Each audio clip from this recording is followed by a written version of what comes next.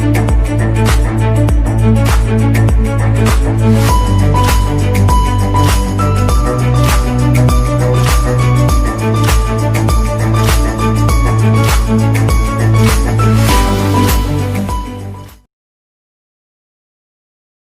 Morning friends, मैं विवेक sir आज आपको क्लास 7 का पंचमः पाठः पंडिता रमाबाई पढ़ाऊंगा बच्चों।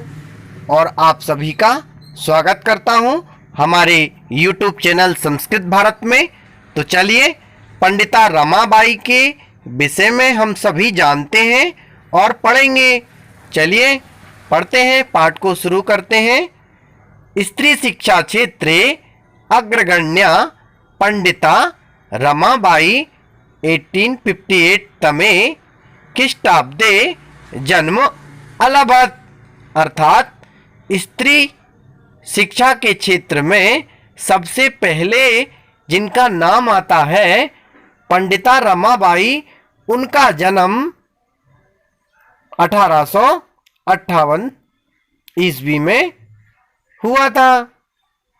तस्याः पिता अनंत शास्त्री डोंगरे, माता चा लक्ष्मीबाई आसताम। अर्थात उनके पिता का नाम अनंत शास्त्री डोंगरे था और माता का नाम लक्ष्मीबाई था। और हमारी माँ का नाम भी लक्ष्मीबाई है। आगे चलते हैं।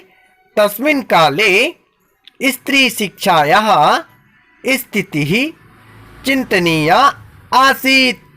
अर्थात जब इनका जन्म हुआ था बच्चों, उस समय तस्मिन् काले मतलब उस समय स्त्रियों की जो शिक्षा की जो स्थिति थी वह बहुत ही चिंतनीय थी। अर्थात बच्चियों को कोई नहीं पढ़ाता था, लड़कियों को कोई नहीं पढ़ाता था। स्त्रीणां कृते संस्कृत शिक्षणं प्रायः प्रचलितम न आसीत्। अर्थात लड़कियों के लिए, स्त्रियों के लिए, महिलाओं के लिए संस्कृत की जो पढ़ाई थी वह अधिकतर प्रचलित नहीं थी। केवल राजा महाराजाओं की लड़कियां ही संस्कृत शिक्षण पढ़ सकती थीं, संस्कृत की शिक्षा पढ़ सकती थीं।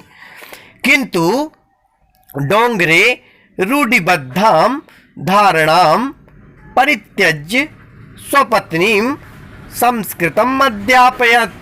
अर्थात जो अनंत शास्त्री डोंगरे थे, उन्होंने सभी जो रूढ़िवादी जो धारणाएं थीं उन सभी धारणाओं को छोड़कर अपनी पत्नी को संस्कृत की शिक्षा पढ़ाई। तदर्थम सह समाजस्य प्रतारणाम अपि असहत।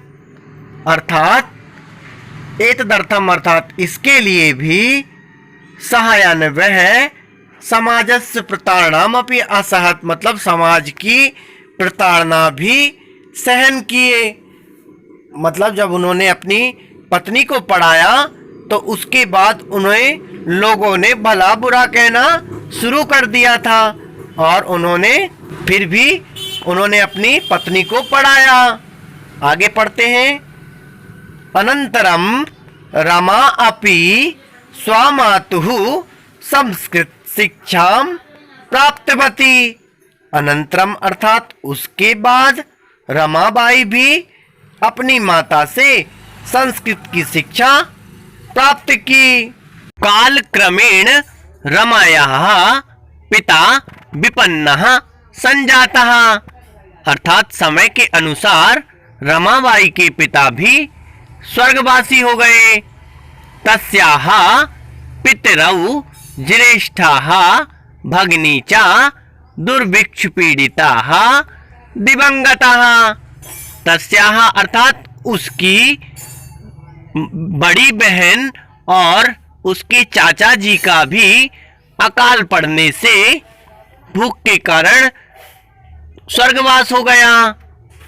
तदनंतरम रमा स्वज्येष्ठ भ्राता सह पदभ्याम समग्रम भारतम अभ्रमत। अर्थात तदनंतरम अर्थात उसके बाद रमाबाई ने अपने बड़े भाई के साथ पैदल ही संपूर्ण भारत घूमा, भ्रमण किया। भ्रमण काले सा कोलकाताम प्राप्ता, और घूमते घूमते वह कोलकाता नगर पहुंच गई।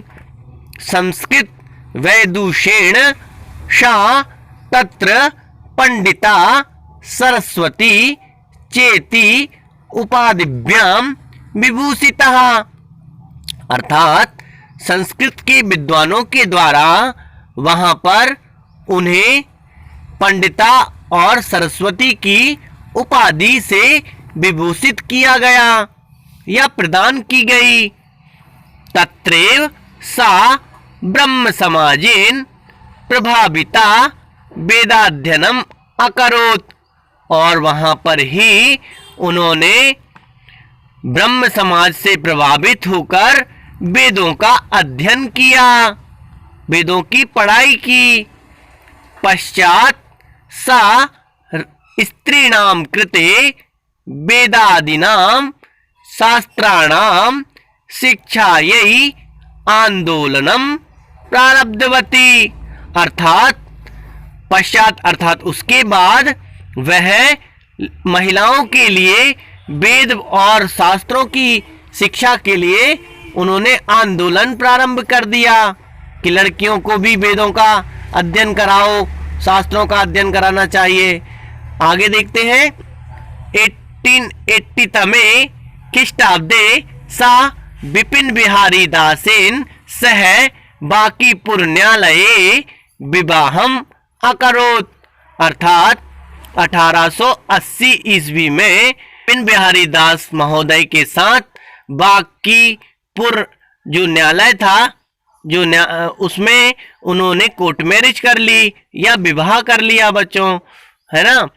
सार्ध एकैः वर्षात् अनंतरम तस्याः पतिः दिवंगतः, सार्ध एकैः वर्षात् अर्थात बच्चों 1.5 वर्ष के बाद, अनंतरम यानी बाद, तस्याः यानी उसके, पति अर्थात पति, दिवंगतः अर्थात स्वर्गवासी हो गए, उनका भी स्वर्गवास हो गया, उनके पति का भी। तदनंतरम सा पुत्र्या मनोरमया सह जन्मभूमि महाराष्ट्रम प्रत्यागच्छत, अर्थात उसके बाद वह अपनी एक छोटी सी पुत्री को लेकर, जिसका नाम मनोरमा था, उसको लेकर वह अपनी जन्मभूमि महाराष्ट्र आ गई। महाराष्ट्र तो आपको सबको पता ही होगा ना। नारीणाम सम्मानाय शिक्षायै च सा स्वकीयम जीवनम अर्पितवती, अर्थात महिलाओं की सम्मान के लिए और शिक्षा के लिए उन्होंने अपना पूरा जीवन अर्पण कर दिया, समर्पण कर दिया बच्चों।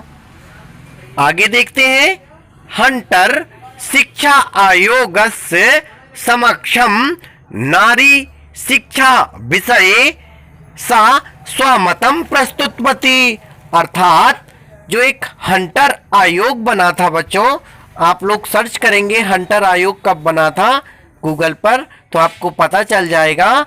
एक हंटर आयोग जब बना था जो भारत में शिक्षा नीति की व्यवस्था करता था, उसके सामने इन्होंने महिलाओं की शिक्षा के विषय में अपना मत, स्वमतम मतलब अपना मत, अपनी बात प्रस्तुत की, अपने विचार प्रस्तुत किए।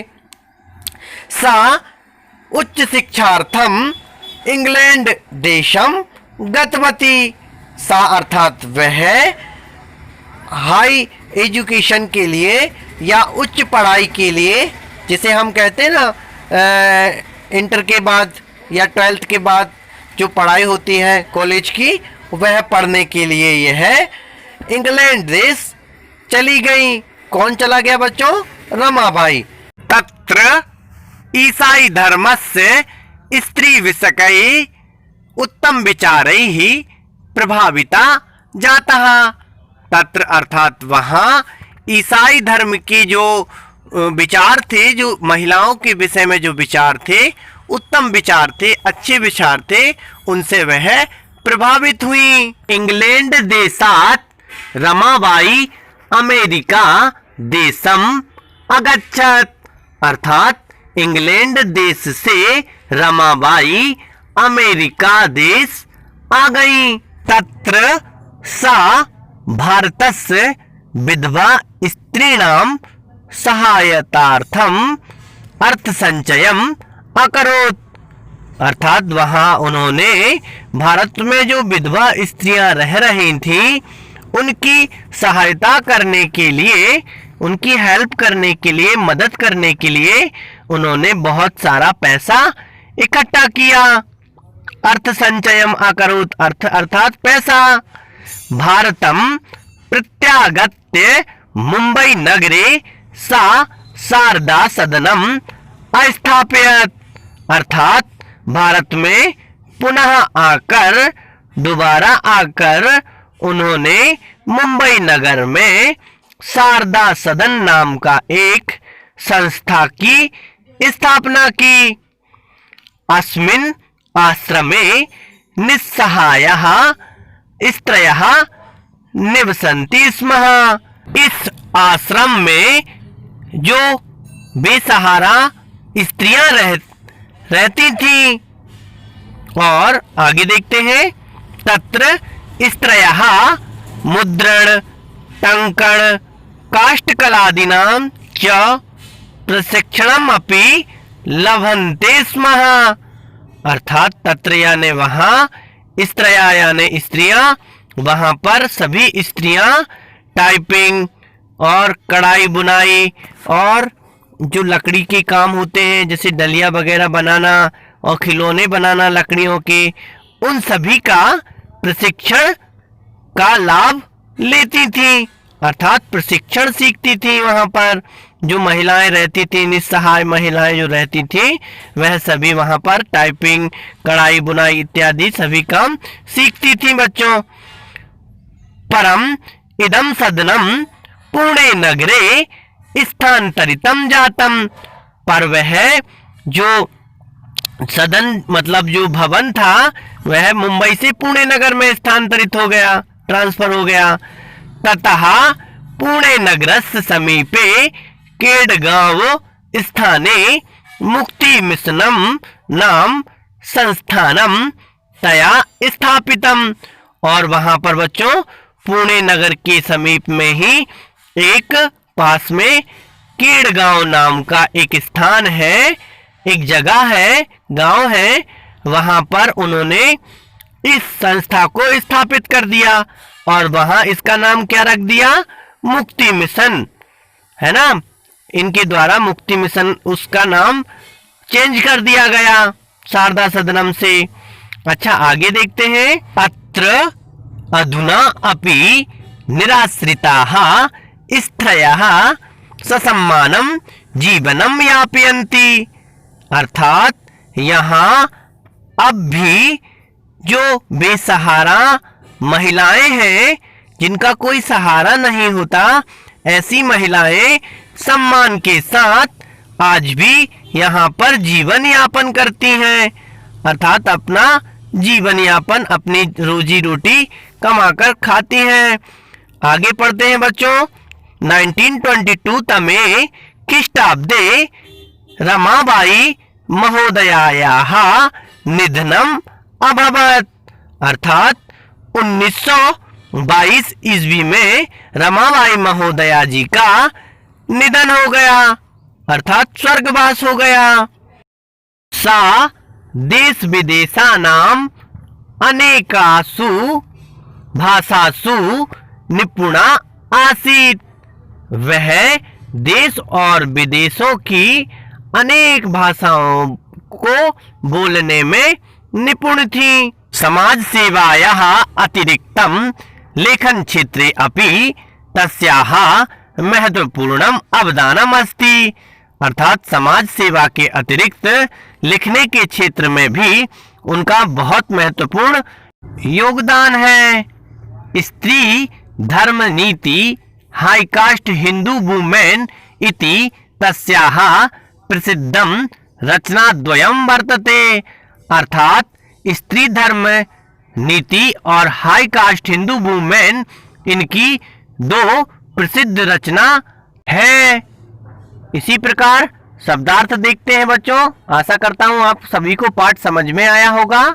आप सभी इन शब्दार्थों को बहुत अच्छे से देख लें और याद कर लें। जैसे परित्यज, अध्यापयत इत्यादि ये समस्त लिखे हुए हैं।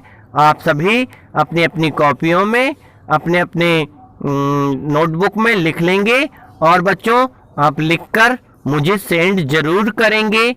मेरा नंबर है 9993524104, जिससे कि आपको कोई भी दिक्कत हो तो आप इस नंबर पर कभी भी मुझसे कोई भी परेशानी हो तो पूछ सकते हैं। बच्चों हमारा यह चैनल बनाने का मुख्य उद्देश्य यह है कि चाहे कितना भी कोरोना क्यों ना पड़े, बट आप घर में रहकर भी बहुत अच्छे से संस्कृत की शिक्षा पढ़ सकें और संस्कृत का ज्ञान प्राप्त करके 100 आउट ऑफ 100 नंबर ला सकें। इसलिए बच्चों हमने यह जो चैनल है आपके लिए बनाया है। आप सभी शब्दार्थ लिख लोगे और सारे शब्दार्थ लिखने के बाद आप मुझे जरूर सेंड कर दीजिएगा, जिससे कि हम चेक कर लेंगे। कहीं कोई मिस्टेक होगी तो हम आपको बता देंगे। ठीक है बच्चों, और अपने हाथ जरूर धुलते रहिएगा और साथ में अपने डाइट पर भी ध्यान दीजिएगा, हेल्थ पे भी ध्यान दीजिए बच्चों। और अपने घर में ही सुरक्षित रहिए लॉकडाउन में, और सारे बच्चे पढ़ते रहिएगा। मिलते हैं बच्चों इसके नेक्स्ट वीडियो क्वेश्चन आंसर में।